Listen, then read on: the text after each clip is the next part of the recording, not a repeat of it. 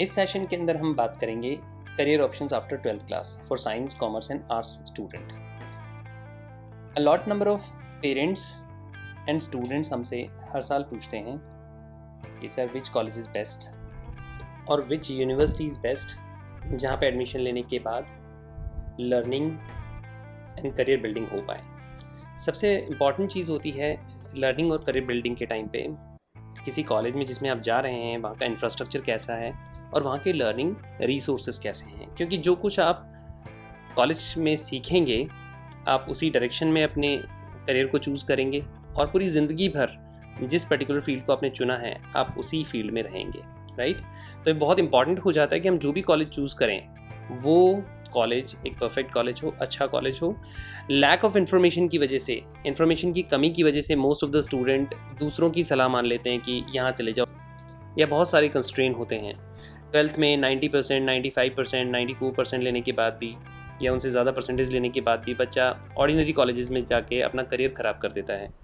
तो सबसे पहले इस परेशानी को हटाने के लिए, इस कन्फ्यूजन को दूर करने के लिए आप ये सारी इन्फॉर्मेशन को इस्तेमाल कर सकते हैं। तो सबसे पहले हम बात करेंगे नॉन मेडिकल स्टूडेंट्स के लिए। नॉन मेडिकल स्टूडेंट्स के लिए आप लोगों ने सुना ही होगा कि JEE का एग्ज़ाम होता है। JEE एग्ज़ाम बेसिकली 2 फेज़ में है, एक मेन में है और एक एडवांस्ड में है, ठीक है।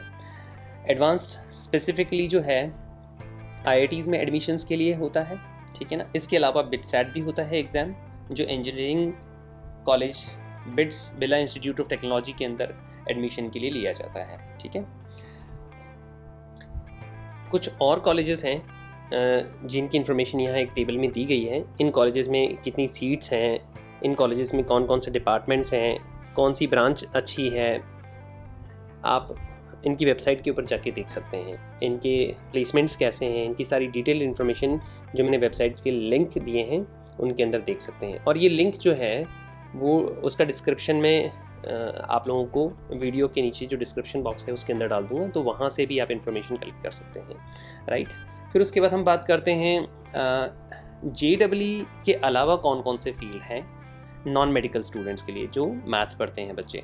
तो उनके लिए है मरीन, नेवी और डिफेंस फील्ड्स हैं। अगर उनमें देखें तो सबसे पहले Indian maritime university common entrance test होता है। ये स्पेसिफिकली नॉटिकल साइंस के लिए होता है, DNS के लिए, और इसमें BSc की डिग्री दी जाती है। जो लिंक दिया गया है आप डिटेल इन्फॉर्मेशन जो मैंने सोर्स लिखा है वहाँ पे जाके देख सकते हैं, ठीक है ना। अगर हम लोग बात करें, इसके बाद हम बात करने वाले हैं इंडियन नेवी के अंदर BTech की एंट्री स्कीम होती है। इसका पर्पस होता है कि इंडियन नेवी में आपको BTech कोर्सेज करवाए जाते हैं। इसके भी कब फॉर्म निकलते हैं, एग्जामिनेशन का पैटर्न क्या होता है, वो सारी इन्फॉर्मेशन आपको जो लिंक दिया गया है उसके अंदर देखनी है, राइट। फिर उसके बाद आपने सुना ही होगा national defence academy and naval academy, ये भी अपने एग्जामिनेशन कंडक्ट करते हैं, ठीक है ना। और इसके अंदर भी BTech कोर्सेज होते हैं। तो ये इन्फॉर्मेशन भी आपको रेस्पेक्टिव जो डिस्क्रिप्शन है उनके अंदर देखनी है, वेबसाइट के ऊपर देखनी है, राइट। और वेबसाइट की इन्फॉर्मेशन मैंने प्रोवाइड कराई है। हम बात कर रहे हैं टेस्ट के बारे में। काफ़ी फेमस एग्ज़ाम है इंडियन आर्मी का जो टेक्निकल एंट्री स्कीम है उसके बारे में। PCM सब्जेक्ट होने चाहिए आपके लिए। यूजुअली ऑनलाइन ही अप्लाई होता है, ये पहले ऑफलाइन होता था, तो आप इसके अंदर भी जा सकते हैं। अगर हम लोग बात करें इंडियन आर्मी की जो टेक्निकल एंट्री स्कीम है उसके अलावा इंडियन नेवी से रिक्रूटमेंट है। इस स्कीम के अंदर जो मेडिकल वाले स्टूडेंट्स हैं वो भी अप्लाई कर सकते हैं। जिनके पास मैथ्स, फिजिक्स, केमिस्ट्री सब्जेक्ट और कंप्यूटर साइंस सब्जेक्ट है वो भी अप्लाई कर सकते हैं, ठीक है। इसके अलावा अगर हम लोग बात करें मेडिकल कॉलेजेस के लिए, तो आप में से सारे बच्चों को इन्फॉर्मेशन होगी नीट का एग्ज़ाम, ठीक है ना। जितने भी कंट्री के मेडिकल कॉलेजेस हैं MBBS और BDS कोर्सेज़ के लिए नीट के एग्ज़ाम की प्रिपरेशन करनी होती है और उसका एग्ज़ाम देना होता है, ठीक है ना। फिर उसके बाद अगर हम लोग बात करें प्योर साइंसेस के बारे में, तो प्योर साइंसेस में सबसे पहले one of the prestigious exam KVPY का माना जाता है। ये फेलोशिप एंड एडमिशन टेस्ट होता है IISc बेंगलोर में 4 ईयर की जो BSc डिग्री है उसके लिए, और काफ़ी अच्छे लेवल का एग्जामिनेशन होता है। ऑनलाइन, बाय पोस्ट और इन पर्सन आप जो है वो जाके अप्लाई कर सकते हैं, और इसकी डिटेल्ड इन्फॉर्मेशन आपको वेबसाइट पे मिलेगी जिसका लिंक मैंने दिया है यहाँ पे भी, ठीक है। इसके अलावा अगर हम लोग बात करें तो Indian institute of science education and research है, IISER बोला जाता है। इंटीग्रेटेड कोर्सेज होते हैं और फेलोशिप भी अवार्ड होती है। इन बच्चों को प्रेफरेंसेस मिलती हैं वेरियस प्रोग्राम्स के अंदर, अलग अलग कंट्री में जहाँ पे PhD रजिस्ट्रेशन होती है या SRF के लिए जाते हैं बच्चे, JRF SRF के लिए, तो काफ़ी हेल्प मिलती है जब आप ये एग्ज़ाम क्वालिफाई कर लेते हैं। तो अगर हम लोग बात करें नेस्ट का एग्ज़ाम होता है, नेशनल एंट्रेंस स्क्रीनिंग टेस्ट होता है। 5 इयर्स जो है integrated MSc programme biological sciences में, केमिकल, मैथमेटिक्स, तो अलग अलग NISER के थ्रू होते हैं ये, अलग अलग स्ट्रीम के अंदर आप एडमिशन ले सकते हैं। इसके अलावा अगर हम लोग बात करें तो कुछ टॉप कॉलेजेस हैं DU के, ये इन्फॉर्मेशन काफ़ी इंपॉर्टेंट इन्फॉर्मेशन है। काफ़ी सारे बच्चे जो उन पर्टिकुलर एंट्रेंस एग्जामिनेशन को ना देके अपने परसेंटेज बेसिस पे एडमिशन्स लेना चाहते हैं, वो बच्चे DU जा सकते हैं, दिल्ली यूनिवर्सिटी में एडमिशन ले सकते हैं। स्टीफेंस कॉलेज है, मिरांडा हाउस है, हिंदू कॉलेज है, वेंकटेश्वरा है, हंसराज है, रामजस कॉलेज है, Gargi college, Acharya Narendradeep college, these are good colleges, ठीक है ना। अगर फैशन एंड डिज़ाइन में कोई बच्चा जाना चाहे तो फैशन एंड डिज़ाइन के लिए सबसे पहले हम चूज़ करेंगे NIFT को। ये स्पेसिफिकली डिज़ाइन और मैनेजमेंट के लिए कॉलेज है, ठीक है ना। इसके अलावा अगर हम लोग चाहें तो हम जा सकते हैं NID के अंदर, नेशनल इंस्टीट्यूट ऑफ डिज़ाइन के अंदर। यहाँ पे भी अगर हम लोग बात करें अंडर ग्रेजुएट और पोस्ट ग्रेजुएट डिप्लोमा के प्रोग्राम्स भी होते हैं, ठीक है। अगर हम लोग बात करें AIEED के नाम से एग्ज़ाम होता है, 4 ईयर जो है वो अंडर ग्रेजुएट लेवल के प्रोग्राम्स होते हैं। एलिजिबिलिटी जो है वो 11th-12th वाले बच्चों के लिए प्रोग्राम होता है, 11th-12th पास जो बच्चे होते हैं उनके लिए ऑनलाइन एग्जामिनेशन होता है। अगर हम लोग बात करें इसके अलावा कुछ और इंस्टीट्यूशंस हैं, like symbiosis institute of design है, काफ़ी फेमस है, ठीक है ना, और FDDI इंस्टीट्यूट है फुटवेयर डिज़ाइनिंग के लिए। इसके अलावा हमारे पास NID के बारे में मैंने बात की है आप लोगों को। अगर हम लोग बात करें NATA भी देख सकते हैं आप लोग, www.nata.in के ऊपर आपको काफ़ी डिटेल इन्फॉर्मेशन मिलेगी। इसी तरीके से CEPT, centre for environmental planning and technology, ये भी एग्ज़ाम्स होते हैं, ये अपने इंडिविजुअल एग्ज़ाम कंडक्ट करते हैं, ठीक है। अदर देन अगर हम लोग बात करें फर्दर, अगर हम लोग बात करें आर्ट्स के बारे में, तो ह्यूमैनिटीज़ एंड सोशल साइंस के कुछ पर्टिकुलर कॉलेजेस हैं जो काफ़ी प्रेस्टिजियस कॉलेजेस हैं कंट्री के। इन कॉलेजेस में एडमिशन लेने के लिए आपको दिल्ली यूनिवर्सिटी के फॉर्म फिल करने पड़ते हैं, अप्लाई करना है, और आपकी परसेंटेज के बिहाफ पे डिसाइड होता है कि आप कौन से कॉलेज में जाएंगे। और भी कॉलेजेस हैं फ्यू जो अपना इंडिविजुअल एंट्रेंस भी कंडक्ट करते हैं, ठीक है। फिर उसके बाद अगर हम लोग बात करें, एक काफ़ी फेमस BHU का एंट्रेंस एग्ज़ाम होता है, ठीक है ना। इसके थ्रू बेसिकली अंडर ग्रेजुएट जो कोर्सेज होते हैं उनके अंदर आप एडमिशन्स ले सकते हैं। अगर हम लोग बात करें IIT मद्रास के अंदर HSEE एंट्रेंस एग्जामिनेशन होता है, सोशल साइंसेस के लिए काफ़ी अच्छा कॉलेज माना जाता है, one of the top colleges के अंदर शुमार होता है इसका। अदर देन दैट अगर हम लोग बात करें तो